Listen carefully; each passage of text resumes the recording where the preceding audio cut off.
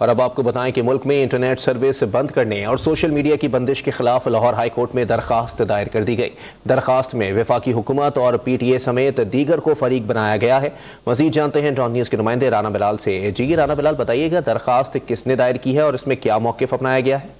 जी देखिए, ये दरखास्त अबू ज़र सलमान न्याजी की जानिब से लाहौर हाई कोर्ट में दायर की गई है, जिसमें उन्होंने मुल्क में इंटरनेट सर्विस बंद करने और सोशल मीडिया ऐप की बंदिश का जो मामला है वो उठाया है। इस दरखास्त में वफाकी हुकूमत PTA समेत दीगर को फरीक बनाते हुए मौक़िफ़ इख्तियार किया गया है कि इमरान खान की गिरफ्तारी पर मुल्क भर में इंटरनेट सर्विस जो है वो मुअत्तल कर दी गई है और इंटरनेट सर्विस मुअत्तल करना बुनियादी हकूक़ की खिलाफ वर्जी और कानून के भी मुनाफी है।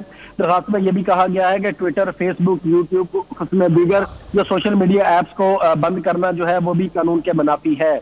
दरखास्त में ये इस्तदा की गई है कि लाहौर हाई कोर्ट मुल्क भर में इंटरनेट सर्विस और सोशल मीडिया ऐप्स बहाल करने का हुक्म जारी करे।